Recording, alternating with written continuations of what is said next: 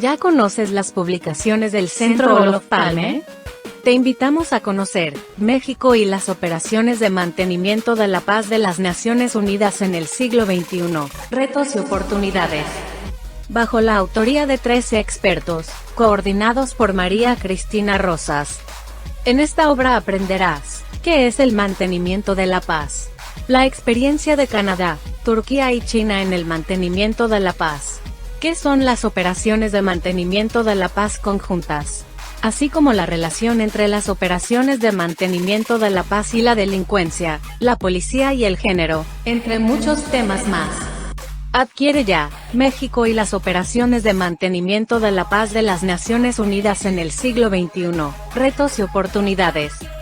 Envíanos un mensaje a través de nuestras redes sociales para adquirir esta y otras obras del Centro Olof Palme México. Contáctanos hoy mismo.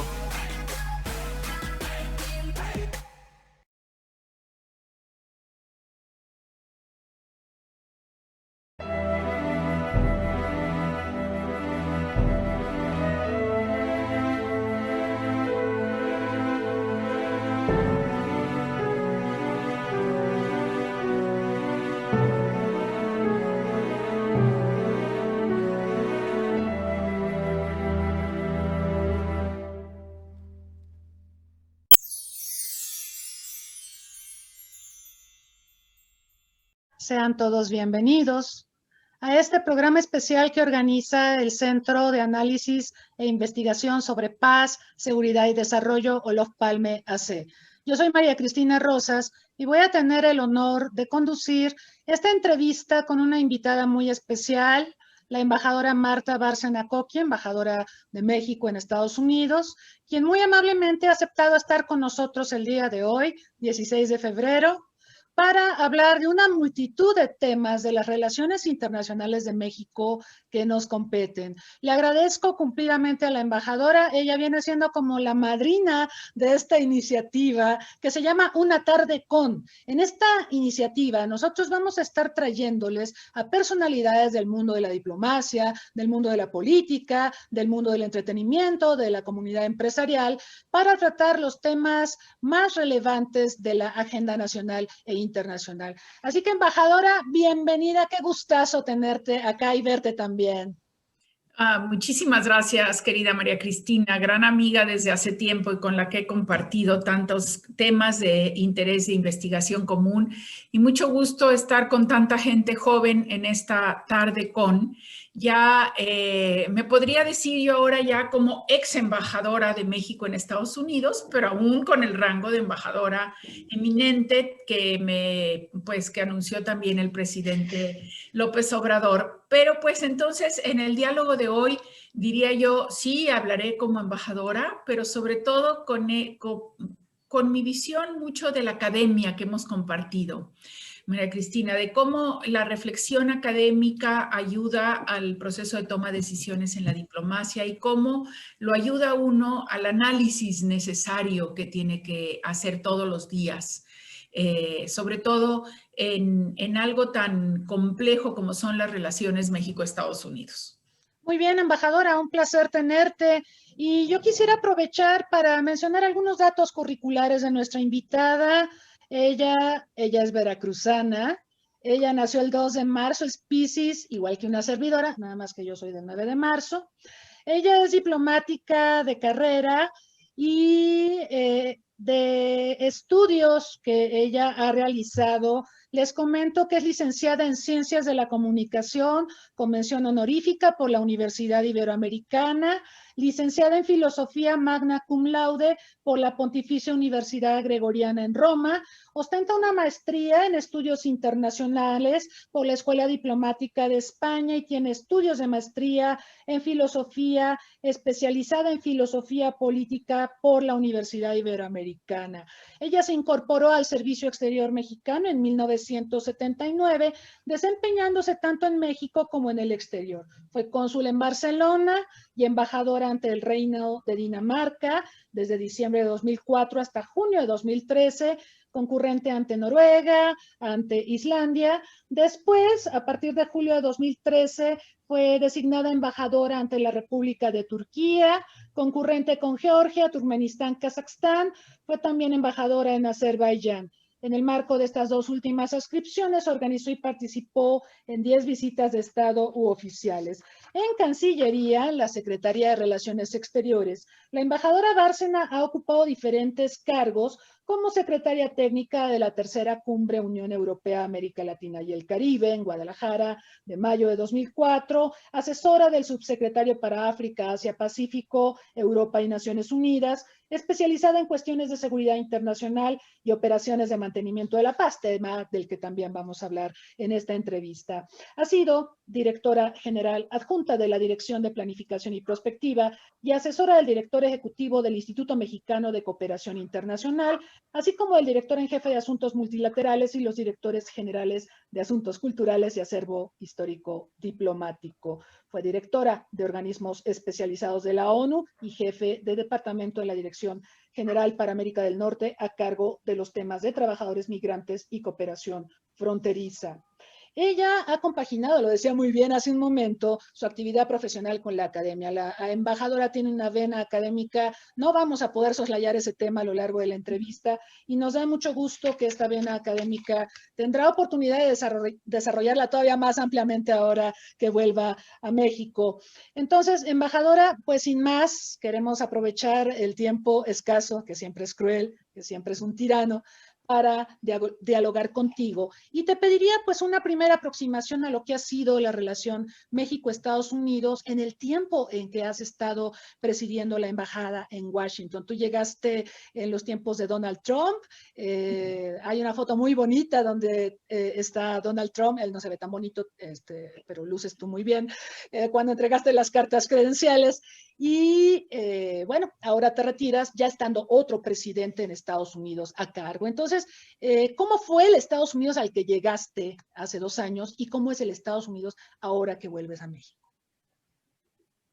Bueno, yo diría que una palabra que podría caracterizar de manera muy sintética al Estados Unidos al que llegué y del Estados Unidos que me estoy yendo es la palabra polarización. Llegué a un país polarizado y me voy de un país que sigue estando polarizado, pese a las llamadas a la unidad del ahora presidente Joe Biden. Llegué a un país polarizado porque yo creo que uno de los retos que tenemos tanto los políticos como los diplomáticos y los académicos es entender lo que está sucediendo en el mundo y en diversos países, porque la polarización no es exclusiva de Estados Unidos. Yo fui embajadora en Turquía y vi ese proceso de polarización también. Hemos visto procesos de polarización en países como Hungría, hemos visto procesos de polarización en diversos países de América Latina. Entonces, yo creo que la reflexión es, ¿a qué obedecen estos procesos de polarización? Si son intrínsecos a la democracia, si son particulares de un sistema político, por ejemplo, presidencial vis-a-vis un sistema parlamentario, si esta polarización obedece a la transformación de los medios y modos de comunicación en las sociedades, en donde quizás la reflexión a veces es menor y prevalece la inmediatez en redes sociales como Twitter, como Facebook, en donde a veces hay también muchas llamadas noticias falsas. Y yo creo que no hay una explicación todavía clara a esa polarización. Y si tú ves las encuestas que todavía están saliendo en Estados Unidos ahorita, pues te encuentras datos como que 6 de cada 7 votantes republicanos siguen creyendo que Donald Trump ganó las elecciones. Entonces, la llamada a la unidad del presidente Biden no necesariamente va a tener un terreno fértil en ese campo. Entonces, eso diría yo que es una característica del Estados Unidos al que llegué y del Estados Unidos al que me voy, y no tendría yo una explicación clara de esa polarización. Obviamente parte de ella ha sido el propio lenguaje, el propio discurso político, ¿no? Después, otro tema que yo creo que para efectos de política exterior es de gran importancia y que hay una línea de continuidad entre el Estados Unidos que llegué con el Estados Unidos que me voy, es el tema de la pérdida de la centralidad o dominio de los Estados Unidos en la escena internacional. Si analizamos los presupuestos de seguridad y militares de todo el mundo, sin duda alguna, Estados Unidos sigue siendo la gran potencia hegemónica. El presupuesto del Departamento de Defensa de los Estados Unidos es muy superior al Producto Interno Bruto de una gran mayoría de países de ingresos medios. Así es. ¿Sí? Pero al mismo tiempo, queda claro que ese predominio económico ya no es tan evidente y que ya con ciertas mediciones la economía china está al nivel o por encima de la economía estadounidense. La economía de la Unión Europea en su conjunto es también otro polo muy importante. Y entonces las fuerzas económicas en las diversas regiones se están realineando. Y no queda claro esa realineación, si se puede hacer nada más en función de China por un lado, Estados Unidos por el otro, o más bien se va a hacer en función de regiones, ¿sí? Estados Unidos con toda América del Norte y América Latina y China con Asia o no. Entonces, ese tema es un tema central en las discusiones, fue un tema central en las discusiones de campaña y ahora igual, es decir, ¿cómo va a plantear Estados Unidos su relación con China? ¿Va a ser su competencia, su adversario, su enemigo? ¿Va a competir en todo o va a cooperar? El consenso parece estarse formando en torno a las palabras competencia y cooperación. O sea, vamos a competir con China en una serie de temas, Estados Unidos, pero tenemos que cooperar en otros con ellos. Por ejemplo, el más claro es el tema de salud. ¿Y por qué esto es importante para México? Porque de acuerdo a cómo se vaya desarrollando la respuesta en Estados Unidos, veremos los alcances del TEMEC y de la relación con Canadá y con México. Es decir, si Estados Unidos se da cuenta de que solo no puede competir económicamente con China y necesita ir creando círculos concéntricos de economía, el primer círculo concéntrico vamos a hacer Canadá y México. Entonces, la atracción de cadenas de valor de Asia o de Europa o todo hacia el continente americano tendrá una primera etapa en su concentración en Estados Unidos, Canadá y México. Y de ahí ir expandiendo Centroamérica, América Latina y luego la relación con Europa. Esa es la gran discusión ahorita de Estados Unidos con Europa. Europa no está dispuesta al enfrentamiento con China. ¿Sí? Europa sabe que tiene que trabajar con China, pero ¿bajo qué términos? Entonces, ese es otro tema, es una línea de continuidad entre el gobierno del presidente Trump y el gobierno del presidente Biden. Es una línea que ahí es constante. Y que las respuestas que se den a esos dos temas, polarización y la relación Estados Unidos-China, van a afectar directamente a México. ¿En qué hay cambios? Por ejemplo, en la aproximación al tema del cambio climático. La administración Trump evidentemente pues rechazaba el concepto mismo de cambio climático, se retiró del Acuerdo de París en el TEMEC y tú te acordarás, María Cristina, y los muchachos jóvenes, que algunos senadores como Bernie Sanders y Kamala Harris, hoy vicepresidenta, votaron en contra del TEMEC porque no hacía referencia al cambio climático. Así es. Con las palabras cambio climático. Y pues no era una cosa de México-Canadá, era de Estados Unidos, que nada más le llamaban fenómenos climáticos extremos, ¿sí? Bueno, evidentemente, una de las 4 prioridades de la administración Biden es el tema del cambio climático, ¿sí? Luego, ¿qué otro tema es fundamental? Y este también va a tener implicaciones para la política exterior de Estados Unidos, para su relación con México y para su relación con América Latina. Después tenemos otros 3 temas prioritarios de la administración Biden, que algunos guardan relación con las prioridades de la administración Trump y otros no. El tema, obviamente, del COVID, claro que fue prioritario para la administración Trump, pero tuvo una manera de enfrentarlo que, en opinión de muchos analistas, fue lo que le costó la presidencia al presidente Trump. Y ha sido la prioridad número 1 de la administración Biden. A ver, ellos dicen, encontramos un caos mucho mayor de lo que esperábamos en todas las cuestiones de operaciones del COVID. Ellos me han dicho en corto, no sabíamos de veras cuántas vacunas teníamos en stock. Teníamos primero que tener ese conteo para saber hacia dónde íbamos. Y esto, el enfoque de cómo combatir la pandemia de COVID sí es diferente de una administración a otra. Y se refleja en el cambio de los titulares. Luego, el otro tema en donde también ves una diferencia y que es prioritario para la administración Biden es el tema del racismo y de la justicia social. Es decir, la administración Trump privilegiaba el concepto law and order, ley y orden, y la administración Biden dice es el tema de desigualdad, justicia y racismo. ¿Cómo nos vamos a enfrentar esto? Y ahí es donde ves claramente la tensión mayor entre un enfoque republicano y un enfoque demócrata.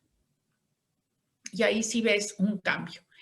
En esto que es interesante para México y que tiene que ver con lo que cada vez más hablan, no solamente de African Americans, sino de people of color, gente de color, en donde nos incluyen a todos los hispanos. Así Es el tema también de la desigualdad, el acceso a la justicia y el tema, en esos términos se va a dar, creo yo, el debate sobre la modificación a las leyes migratorias de Estados Unidos. Mientras que el debate con una administración republicana en materia de migración se daba en términos casi estrictamente de seguridad nacional, es decir, la migración como amenaza a la seguridad nacional de los Estados Unidos. En términos de los demócratas va a ser la migración, y en ese sentido es una posición más cercana a la que históricamente ha mantenido México, la migración como fenómeno económico y social y con el respeto a los derechos humanos como central. Entonces, ahí es donde vamos a ver la gran discusión al interior del Congreso sobre la restricción o no de la migración, sobre la continuidad o no del muro, sobre qué criterios van a prevalecer, si las necesidades del mercado laboral o la reunificación familiar y cómo se van a mostrar. Esto es, podría hablar durante 2 horas, ir diseccionando cada uno de los temas que componen la relación y la política interna de Estados Unidos, pero creo que estos reflejan, por un lado, la continuidad que siempre hay en ciertos temas y, por otro lado, las diferencias de enfoque. Y luego, no solo ya las diferencias de enfoque, sino los estilos de gobernar. Como diría Daniel Cosío Villegas, ¿no? El estilo personal de gobernar. Pues el estilo personal de gobernar del presidente Trump era muy centrado en la personalidad del presidente, en el control de la toma de decisiones en la Casa Blanca, mientras que la administración Biden ahora está caracterizándose por ser una administración más institucional, como dicen, hasta aburrida, porque ya es predecible, y descansando mucho más en la burocracia estadounidense, que sí fue muy golpeada durante la administración Trump. Yo pararía ahí porque creo que hay suficientes ideas sobre las cuales bordar, pensar, elaborar. Claro. ¿Qué tanto esta institucionalidad de Biden puede ser un problema en momentos en que hay esta percepción en el mundo de que hay una crisis de las instituciones. O sea, ¿cómo puede maniobrar un presidente como Biden, que es institucional, que se apoya en instituciones, que emplea la burocracia tan defenestrada efectivamente en los tiempos de Trump? Ahora, en que vivimos tiempos donde mucha gente dice las instituciones no importan, las instituciones no son eficaces, las instituciones mienten, que fue un poco también la retórica del propio Trump. Cuando él ganó la elección en 2016, las instituciones funcionaban, pero cuando él no obtuvo la victoria, entonces las instituciones no sirven. ¿Qué hacemos con eso, Marta? ¿Y cómo puede maniobrar alguien tan institucional como Biden? Pues mira, yo creo que es muy pronto para tener una respuesta a esa pregunta, María Cristina. Pero sin duda alguna, yo creo que una de las prioridades de la administración Biden es justamente el volver a ganar espacios y fortalecimiento de las instituciones. ¿Hasta dónde va a poder? Pues no lo sabemos. Por ejemplo, el otro día había un artículo muy interesante en el Washington Post de que durante la administración Trump, 2 centros de investigación fundamentales del Departamento de Agricultura los trasladaron de Washington a Kansas City, Missouri, y perdieron casi el 30% de su personal y no han podido reclutar personal. Por X razones, puede ser que las personas no se quisieron ir a vivir a Kansas City, puede ser lo que sea. Entonces, yo creo que es muy pronto para saber qué tanto van a poder reconstruir esa institucionalidad.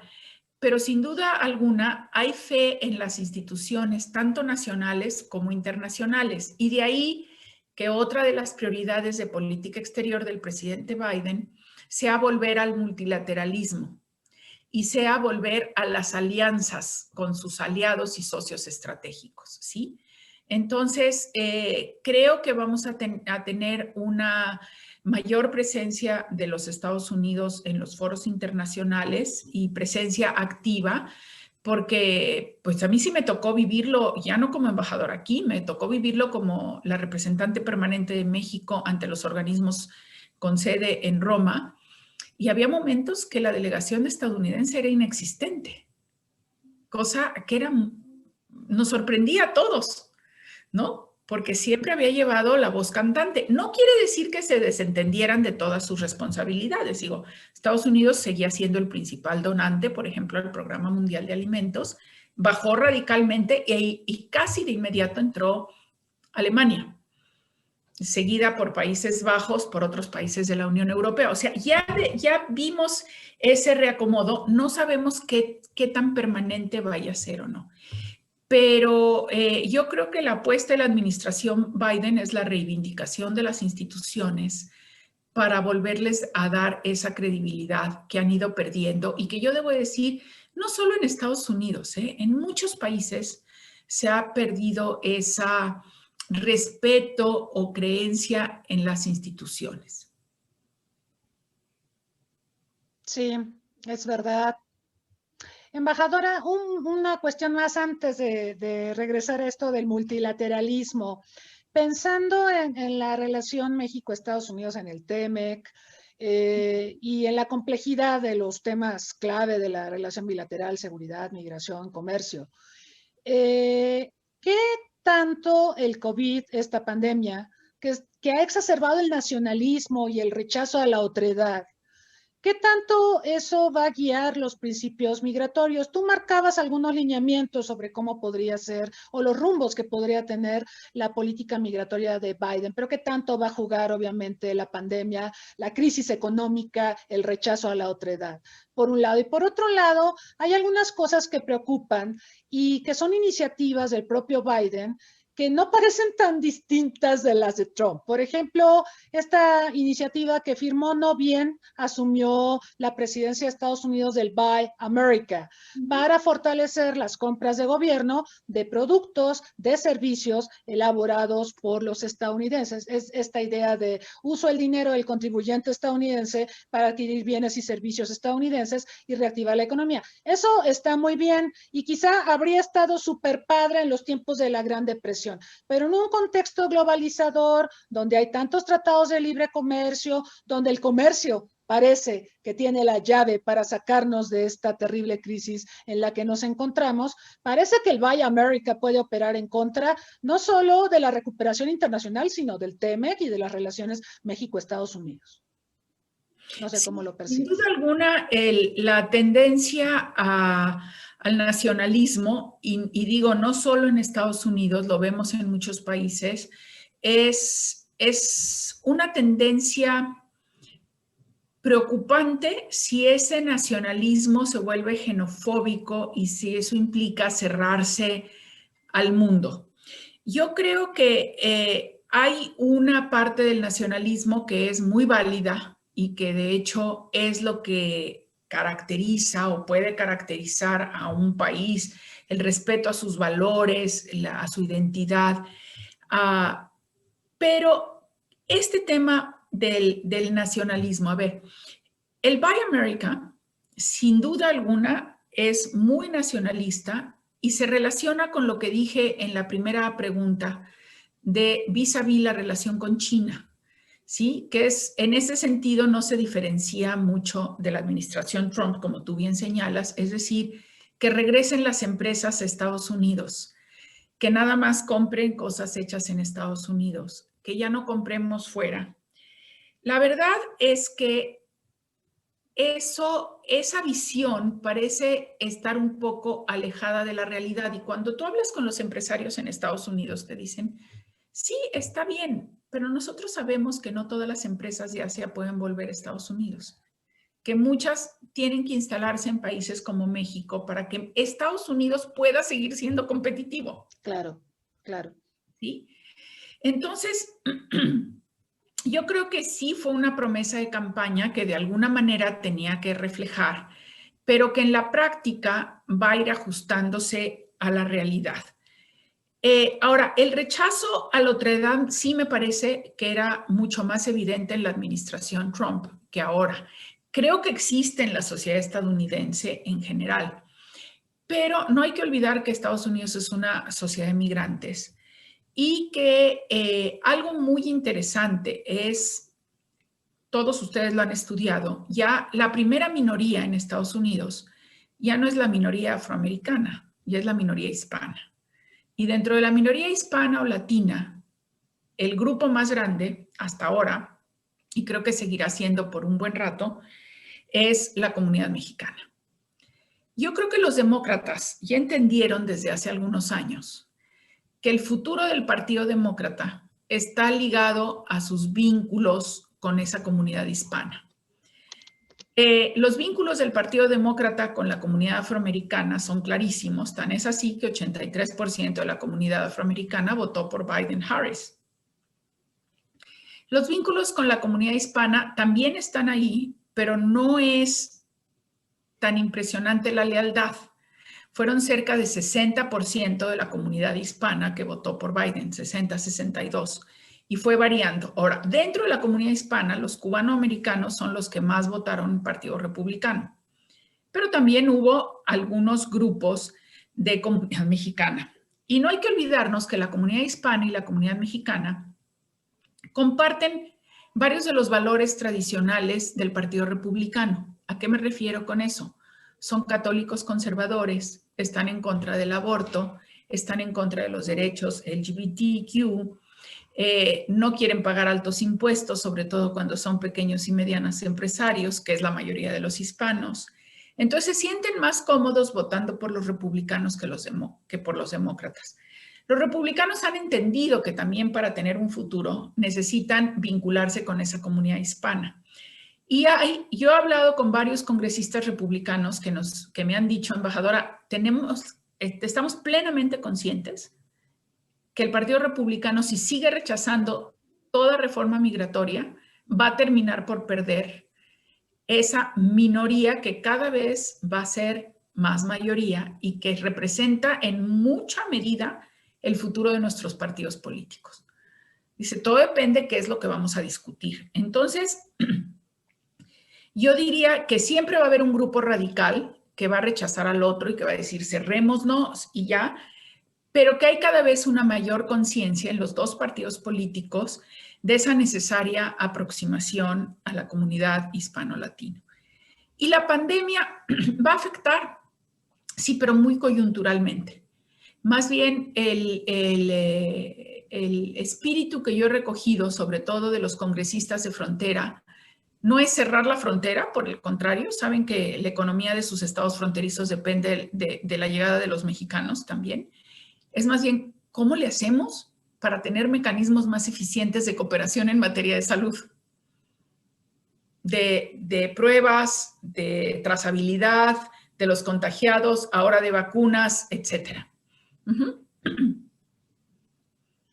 Embajadora, gracias por esta visión que es muy interesante, pensando sobre todo a futuro, el poder de los hispanos y cómo se puede desenvolver política, económicamente, por ejemplo, en futuros comicios, ¿no? Este apoyo a los republicanos me parece muy pertinente la reflexión y de por qué se alejan de los demócratas y demás. Ahora, yo quisiera pasar a un tema que es un tema que nos ocupa y nos preocupa, que hemos abordado en distintos momentos. Fue el tema gracias al cual nos conocimos además, que es la Agenda de Seguridad Internacional.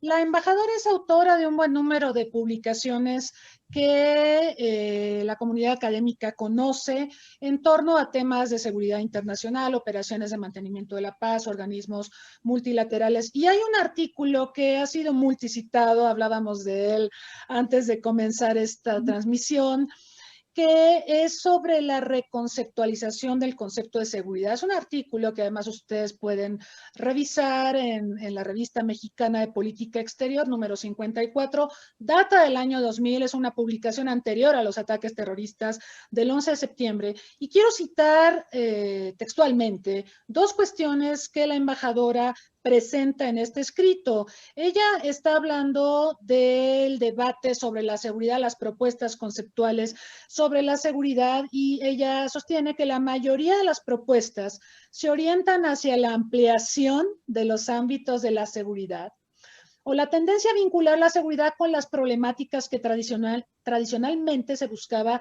solucionar por medio de negociaciones de carácter político. Así, la posición estrecha o tradicional ha perdido peso con el fin de la Guerra Fría, en tanto que la posición ampliacionista tiende a ganar terreno. La tendencia ampliacionista se refleja en tres aspectos. El primero es la inclusión de nuevas problemáticas en el área de seguridad. Ya hablaba la embajadora del tema ambiental, por ejemplo, como las cuestiones económicas también. Y luego el segundo es la inclusión de nuevas dimensiones o actores en la problemática de seguridad, más allá del nivel estatal, como el individuo y las sociedades. Ahí tienen la seguridad humana, por ejemplo, ¿no? Y también el otro punto, el tercero, es la creciente interpenetración de la seguridad exterior y la seguridad interior. Cada vez más la Agenda de Seguridad Nacional de México es permeada por los acontecimientos globales y viceversa. Ahora, embajadora, hablando de la pandemia, porque es ineludible que es un tema toral y que pues ha provocado impactos sistémicos en el mundo, así como lo hizo el terrorismo en su momento a raíz del 11 de septiembre de 2001. La salud, embajadora, esta es una discusión que hemos tenido en muchos ámbitos, incluso en Cancillería, hemos tenido foros y demás. ¿La salud es un tema de desarrollo o es un tema de seguridad? ¿Y hasta dónde es un tema de desarrollo? ¿Y hasta dónde es un tema de seguridad? Porque hay una suerte de discrepancia fuerte entre OMS y, por ejemplo, el Consejo de Seguridad de Naciones Unidas, que se ha metido a los temas de seguridad. Recordamos algunas sesiones, algunas de exploración de temas, como aquella sobre el SIDA o la del ébola, pero también hemos visto un involucramiento más activo del Consejo de Seguridad en los últimos meses a raíz de la pandemia del COVID-19, una reunión a puertas cerradas y luego una resolución, y parece que esto genera algunas tensiones con la Organización Mundial de la Salud. ¿Tú cómo ves esta problemática? Mira, yo creo que el tema de salud en general es un tema de desarrollo y es un tema que yo no metería al Consejo de Seguridad, porque el Consejo de Seguridad no es un organismo particularmente democrático y no quieres tener el tema de salud controlado por los P5, ¿sí? Por el P5. Sin embargo, el tema de una epidemia como COVID o como ébola, sí puede llegar a ser un una epidemia que amenace la paz y la seguridad internacionales. Entonces, ahí sí habría la posibilidad de una interacción de todo el sistema de Naciones Unidas, que no solo es la OMS, sino puede ser también el Programa Mundial de Alimentos, puede ser UNICEF, puede ser Habitat, puede ser el PNUD, etcétera, con el enfoque que pueda tener el Consejo de Seguridad sobre cómo enfrentar una epidemia y cuál es la responsabilidad, ahí sí, de los grandes países desarrollados con el resto. Porque lo que hemos visto hasta ahora del acaparamiento de las vacunas, pese a los enormes esfuerzos de México en la Asamblea General con una resolución para evitar ese acaparamiento, la intervención del presidente López Obrador en el G20 pidiendo evitar ese acaparamiento, pues no se ha podido evitar. Y entonces a lo mejor ese sí sería un tema, y tiene que ver un tema ya no solo de seguridad global, también de ética. Sin embargo, yo creo que sobre todo el tema de salud en general, el tema de salud preventiva, el tema también de acceso a vacunas, a medicinas, tiene que ser sobre todo, creo yo, un tema de desarrollo y que le competa a los organismos especializados del sistema que reportan a la Asamblea General. Ahora, esto lo hace también per se menos operativo en la toma de decisiones. Y aparte nos olvidamos que además del sistema de Naciones Unidas, existen ya una serie de mecanismos que también están ligados al tema de salud, como Gavi, ¿no? Como esta alianza de vacunación, etcétera. Sí, entonces, ¿cómo interactuar entre todos esos diferentes actores? Sí me parece que el enfoque de desarrollo es el más adecuado, pero si bien salud es desarrollo y está en la Agenda 2030 como uno de los objetivos de desarrollo sostenible y por lo tanto hay que mantenerlo ahí, el tema de epidemias en sí sí podría enmarcarse en una discusión de seguridad. Y es justamente de seguridad global o internacional, de seguridad nacional, de seguridad interna y a veces hasta de seguridad pública. Sí, sí. Cuando se dan las agresiones al personal de salud, por ejemplo. Exactamente. ¿No? Sí. O a las policías. Sí, yo también creo, embajadora, que es un tema es un tema del desarrollo, pero sí toca aristas de seguridad, porque la salud finalmente le pega a un componente fundamental del Estado, que es la población, ¿no? Sí. Y nosotros cuando hablamos de seguridad nacional, por ejemplo, hablamos de la supervivencia del Estado y de sus componentes. Entonces, una epidemia, una pandemia de las características del COVID-19 afecta primordialmente a la población, atenta contra su vida, tiene una tasa de letalidad considerable en muchos países, no a nivel mundial, pero sí en varios países, y por lo tanto está afectando al componente social. Entonces, sí tenemos que dimensionarlo desde la arista también de la seguridad. No es fácil, por supuesto. No. Pero a ver, embajadora, ¿tú crees que el COVID-19 empodera a la agenda de desarrollo o la debilita? Porque hay un análisis del PNUD, donde revisa los 17 Objetivos de Desarrollo Sostenible y explica cómo el COVID le pegó a los 17 y hace prácticamente imposible que se cumpla en 2030. Entonces, ahí yo creo que hay dos cuestiones. La salud queda visibilizada como un tema fundamental en la agenda mundial, pero por otro lado, sí se corre el riesgo de que los ODS no se cumplan, porque va a haber falta de dinero, porque hay desempleo, porque no tenemos la educación a la que estábamos acostumbrados, porque no podemos tener clases presenciales y no todo el mundo puede dar el salto a lo digital, etcétera. ¿Cómo ves aquí, embajadora? No, yo coincido con el diagnóstico muy pesimista del PNUD. Básicamente, el COVID va a ser casi imposible de cumplir los 17 Objetivos de Desarrollo Sostenible para el 2030. Y sobre todo porque si ya de por sí los recursos eran escasos, esos escasos recursos se están concentrando ahora en el combate a la pandemia de COVID, por un lado.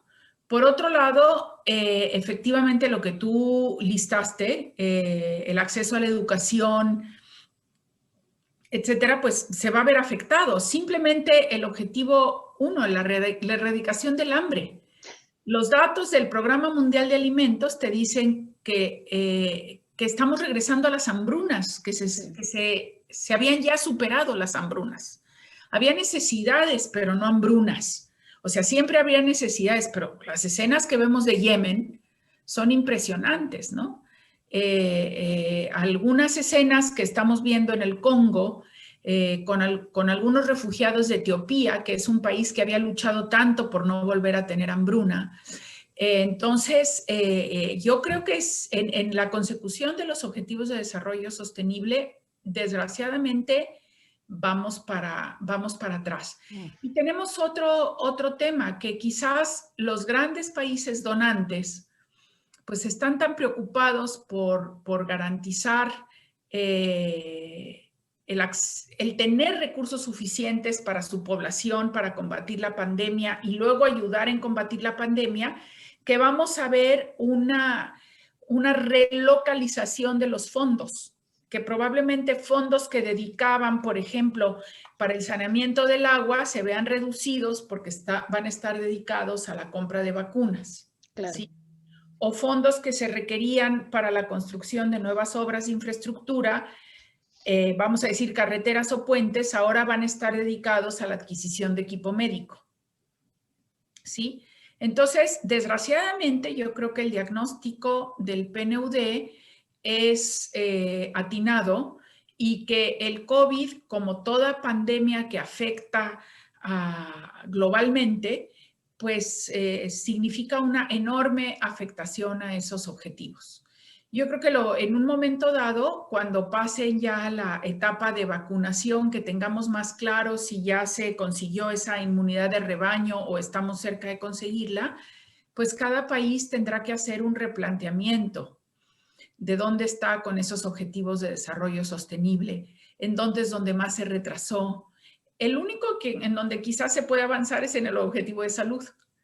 A lo mejor que es ahí donde se va a dedicar más dinero, pero tampoco estoy muy segura porque otras enfermedades se están viendo afectadas por la concentración de recursos en el combate a COVID.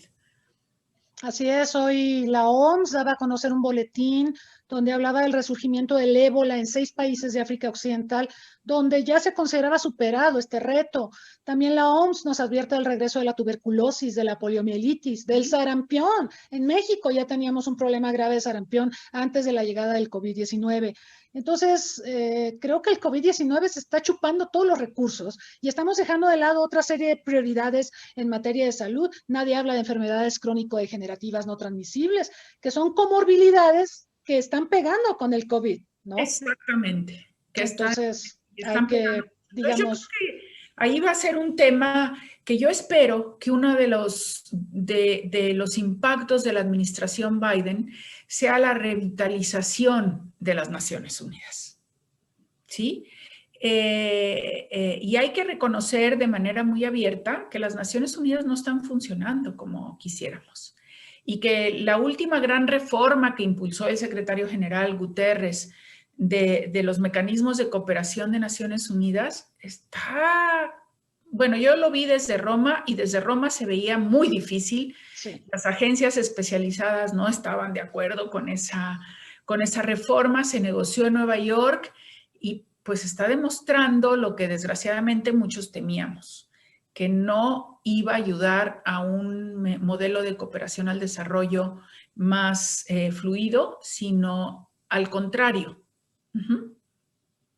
Triste, embajadora, porque esto se suma a lo que hablábamos de la crisis de las instituciones. La ONU es una institución muy longeva, más de 75 años de existir y hay un enorme desencanto respecto a Naciones Unidas. No ayudó Trump, yo creo que Donald Trump no ayudó en mucho, retiró a su país de UNESCO, lo amenazó con irse de la OMS, afortunadamente eso no va a ocurrir, pero sí hubo muchos golpes contra el multilateralismo que se suman a este escepticismo mundial respecto a las instituciones. Entonces, son tiempos difíciles, sin duda. Embajadora, nos vamos acercando al cierre de esta maravillosa entrevista. Y hay una petición que te queremos hacer. Vamos a obsequiar el libro que está aquí a mis espaldas, que se llama México y las operaciones de mantenimiento de la paz de la ONU en el siglo XXI. Es un libro que les recomendamos mucho porque este libro se publicó después de que el gobierno mexicano decidió finalmente involucrar a Fuerzas Armadas en las misiones de paz. Esto fue en 2015, como recordamos. Y en el libro van a encontrar un capítulo escrito por la embajadora Bárcena sobre la contribución de Turquía. Ella estaba presidiendo nuestra misión allá en Ankara, en Turquía, sobre el capítulo de ella sobre el papel de Turquía en las misiones de paz. Interesante porque a veces no vislumbramos tanto lo que hacen otras naciones que parecen distantes, ¿verdad? Pero con quien tenemos tantas afinidades también como Turquía. Entonces la embajadora les va a hacer una pregunta y la primera persona que nos mande la respuesta al correo electrónico registrowebinar.ceop@gmail.com se llevará el libro. Entonces, embajadora, por favor, la pregunta. La pregunta es muy sencilla, es casi para que respondan sí o no, y el nombre es: ¿existe o no en México un centro de capacitación de personal para operaciones de mantenimiento de la paz? ¿Sí o no? ¿Y desde cuándo?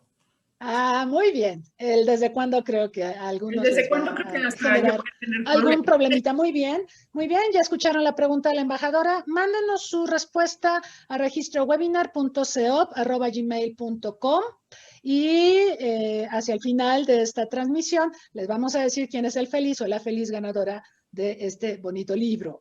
Embajadora, no quiero dejar pasar la ocasión para hablar sobre tu trayectoria diplomática y hablar de lo que será la vida de Marta Bárcena ahora que vuelva a México. Yo sí lo voy a decir con todas sus letras, lo digo respetuosamente, con el afecto de los años que me dan el haber tratado contigo y el coincidir en diversos proyectos. Yo creo que la política exterior de México pierde con tu retiro. Yo creo que ganamos a una formidable académica, pero yo no creo que las cosas deban ser perder, ganar. Y sí te quiero preguntar tus planes para ahora que vuelvas a México. Tú anticipaste tu retiro del Servicio Exterior Mexicano. Es una decisión respetable, por supuesto, pero también te quiero preguntar escenarios posibles. Obviamente el mundo académico te va a abrir las puertas, pero desde luego cuentas con todos nosotros y estaremos gustosos de trabajar en diversos proyectos contigo.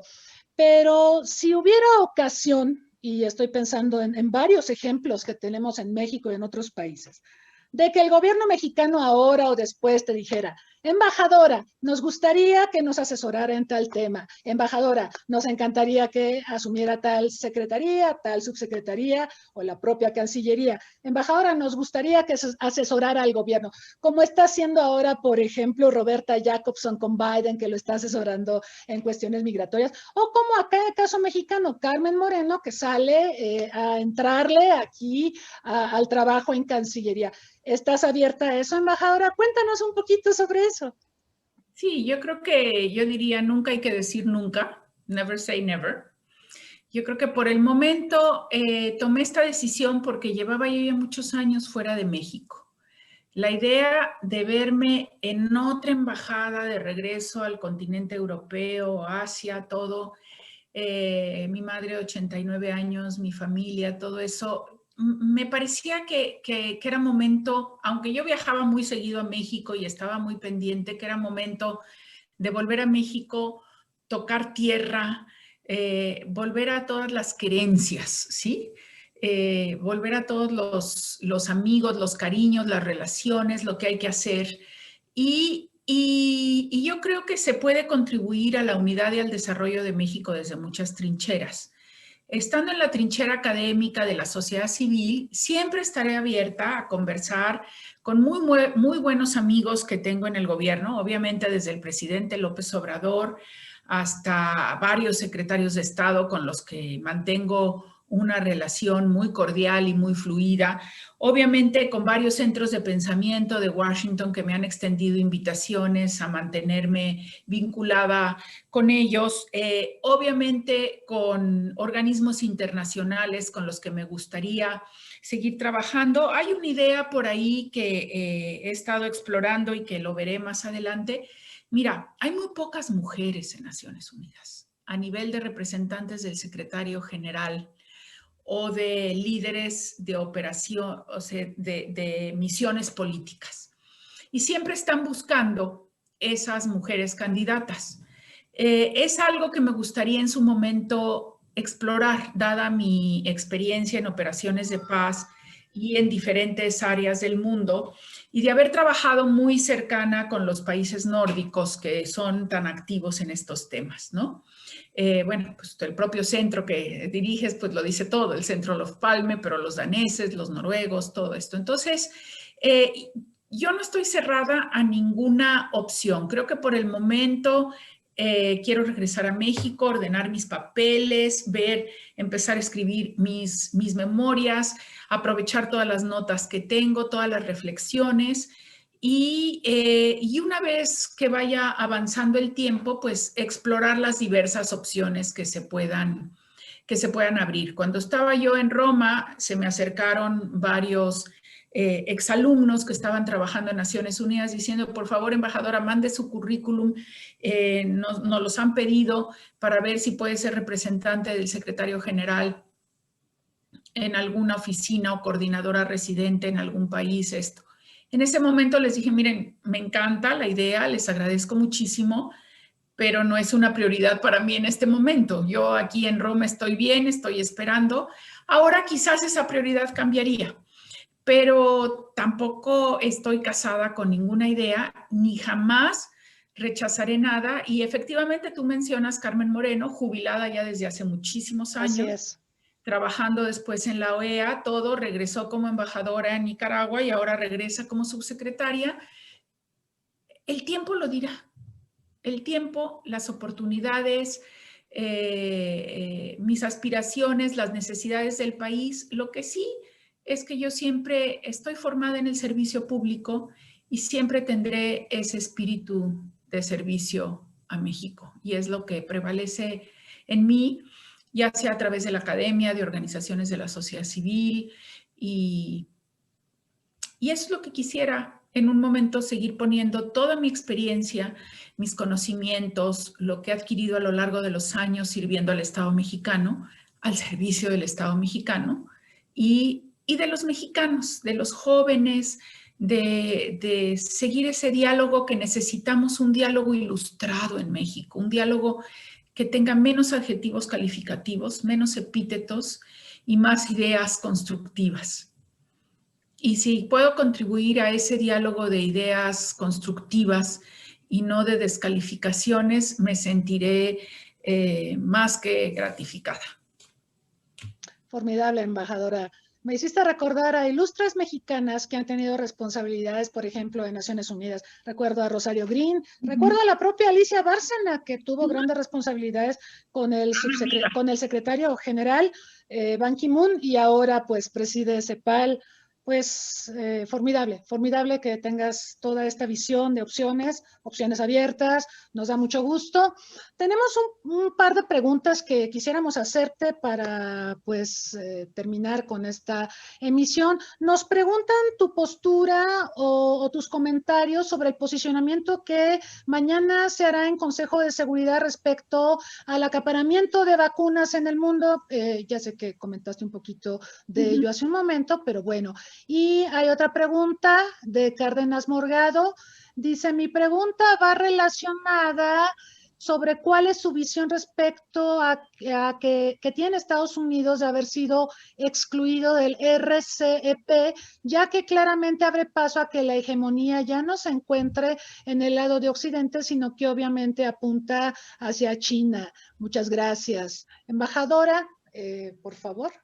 Sí, el tema del posicionamiento mañana, digo, no he leído qué posicionamiento va a tener México. Estuve leyendo en la tarde, no he visto, pero yo diría que es muy claro con lo que ya hizo México con la resolución que presentamos en la Asamblea General con tantos copatrocinadores, en el sentido de una distribución equitativa de las vacunas, de un acceso equitativo a las vacunas.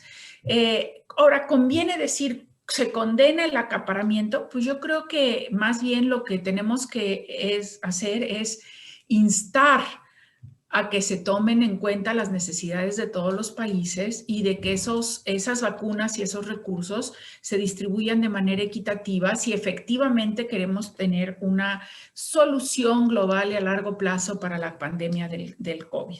Entonces, yo creo que vamos a repetir el espíritu de esa resolución presentada en la Asamblea General y que piloteó también el embajador Juan Ramón de la Fuente, y el espíritu de lo que el presidente dijo en ambas reuniones del G20 y que seguirá insistiendo ahí. Y yo creo que también tiene que ser toda esta experiencia una gran lección para México para recuperar nuestra capacidad de producción de nuestras medicinas, de los centros de investigación y desarrollo. ¿Y por qué digo esto? Porque una de las experiencias más dolorosas que he tenido como embajadora es encontrarme con estudiantes mexicanos con doctorados y postdoctorados en diversas partes del mundo, becados por CONACYT, que me dicen, embajadora, pero no regresamos a México no porque no querramos, es porque no hay trabajo para nosotros, porque no hay centros de investigación, porque no hay institutos de investigación. Entonces tienes un montón de doctores mexicanos en Dinamarca haciendo biotecnología y genómica. ¿Por qué? Porque lo que hay en México de genómica no puede absorber a todos estos pues doctorantes de calidad. Entonces, yo creo que es algo que nos tenemos que plantear para el futuro. No solo la inversión en educación básica y aún en universidades, centros de investigación. Tiene que haber centros de investigación. Y yo creo que eso es algo que nos tiene que hacer pensar. Y la visión de que Estados Unidos fuera excluido en el RCEAP, a ver, yo creo que no fue excluido per se, simplemente hay que recordar que uno de los primeros actos del presidente Trump fue retirarse del TPP, que justamente había sido concebido por la administración Obama como un acuerdo con los países asiáticos y del continente americano para limitar la influencia de China. Estados Unidos se retira del TPP, la negociación del TPP sigue hasta que es el CPTPP, ¿sí? Estoy usando los acrónimos en inglés, perdón, pero es a los que estoy más acostumbrada ahorita. Pero además son los que aparecen en los medios, embajadora, entonces. Y entonces, la gran pregunta que se hacen aquí en Estados Unidos es si Estados Unidos se va a reincorporar al CPTPP. Y entonces eso vendría a equilibrar el RCEAP. Ahora, el CPTPP es un acuerdo mucho más ambicioso que el que se acaba de firmar. Una reincorporación de Estados Unidos que se está planteando aquí, pero que no se va a dar en automático, ¿eh? Ellos estarían planteando, por ejemplo, incluir al CPTPP los capítulos que incluyeron en el TEMEC, laborales y medioambientales, y no va a ser fácil. Entonces, yo creo que esta relación Estados Unidos con Asia, CPTPP, TEMEC, este nuevo acuerdo que se firmó con China, está inmerso en esta tensión de la que hablaba yo al principio, de la visión de la relación Estados Unidos-China futuro y de la política exterior de Estados Unidos hacia el resto del mundo.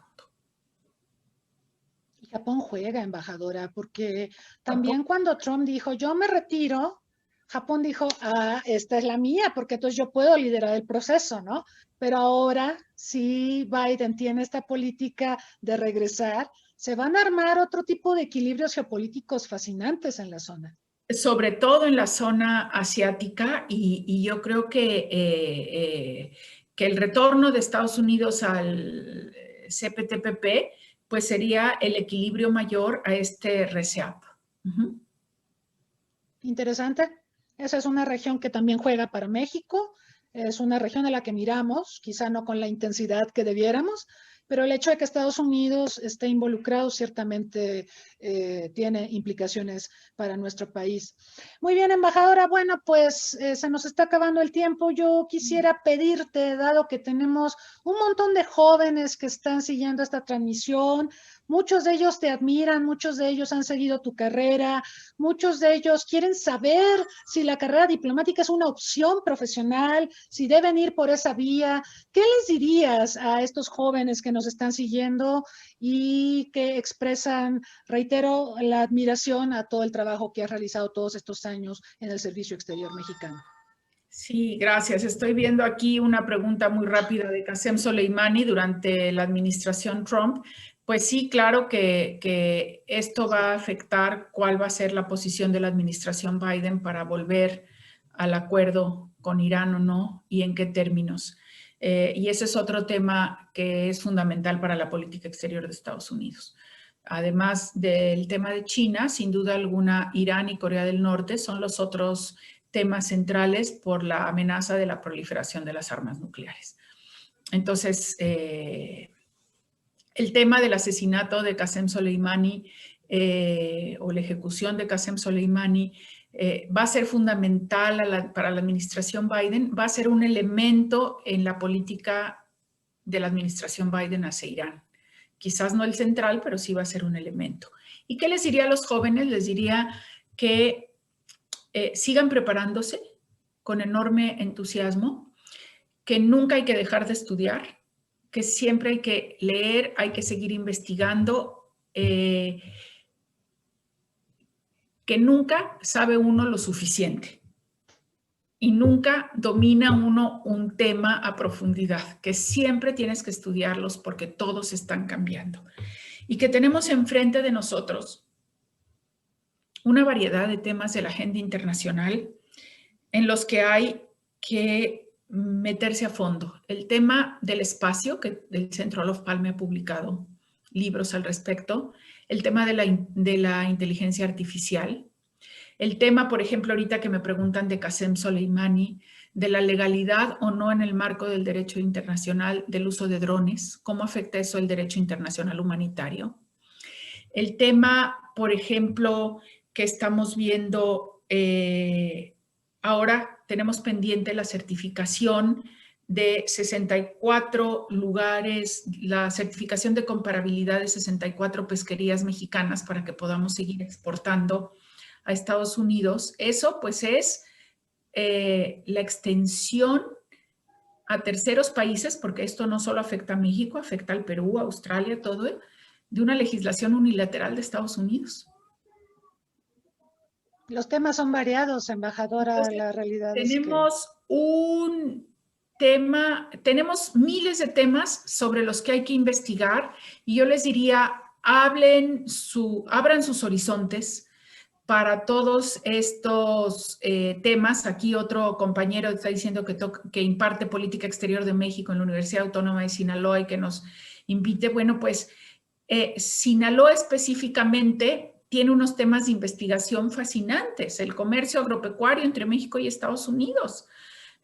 Aquí me tocó vivir la negociación por parte de los tomateros del acuerdo de suspensión de tomate y todo lo que significa cada vez que en Estados Unidos toman una medida contra alguna de nuestros vegetales o de nuestras hortalizas, ¿no? El tema que tenemos de todos los retos en el Alto Golfo de California, ¿sí? La preservación de la vaquita marina, la lucha contra la pesca ilegal de la totuaba, la pesca ilegal en general, todo lo que tenemos ahí. Y yo diría, hay que abrir esos horizontes, abrir los temas de investigación y estar preparados desde donde quiera que ustedes estén para contribuir con con una solidez de sus conocimientos y de sus propuestas.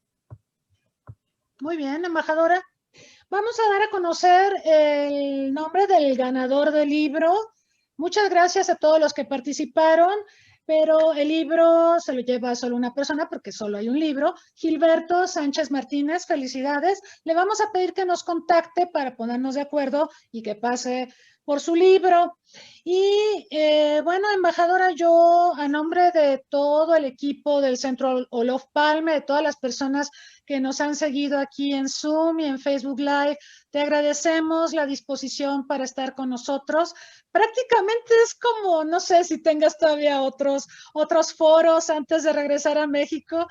Bueno, pues nos distinguió la embajadora cerrando su con broche de oro aquí con nosotros. Muchas gracias, lo apreciamos mucho y te deseamos pues un feliz regreso a México. Ayer supimos que el Senado mexicano ratificó a Esteban Moctezuma Barragán como embajador en Estados Unidos, entonces él estará asumiendo la estafeta. Le deseamos también mucho éxito.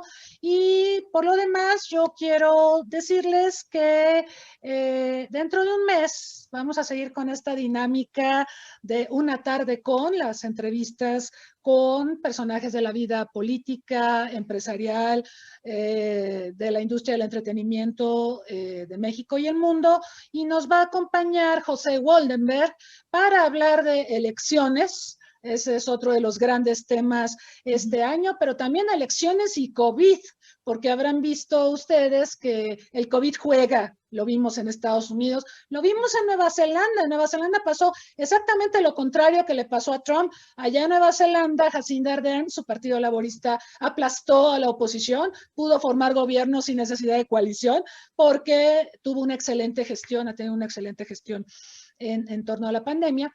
Entonces va a ser interesante analizar las elecciones, el proceso electoral, también a la luz del COVID, así que los invitamos para que estén atentos a esta entrevista que tendremos el 16 de marzo con Pepe Woldenberg. Y también los invitamos, aprovechando que ya nos despedimos, a la tercera temporada de seminarios en torno al COVID-19 y la gestión de crisis en un mundo complejo. Arrancamos este jueves a las 11 de la mañana y el tema, ¿cuál creen que es? Pues COVID y vacunas. Todo el mundo habla de eso, todo el mundo está preocupado por eso, todo el mundo tiene preguntas en torno a eso. Nos van a acompañar especialistas de la FDA de Estados Unidos, de la Food and Drug Administration, del Centro Tepoztlán, Mauricio de María y Campos, que fue nuestro embajador en Sudáfrica, pero también tiene un conocimiento muy, muy vasto sobre vacunas. Rebeca Aro, que ya nos acompañó en el primerito de los seminarios que tuvimos allá en julio, y tendremos también a representantes de la Asociación Mexicana de la Industria Farmacéutica. Así que los esperamos, inscríbanse, participen, pregunten, preparen todas las dudas que tengan, yo sé que son muchas, y les deseamos lo mejor. Nuevamente, gracias a nuestra invitada y gracias. Muy buenas tardes. Hasta pronto. Hasta pronto y muchísimas gracias.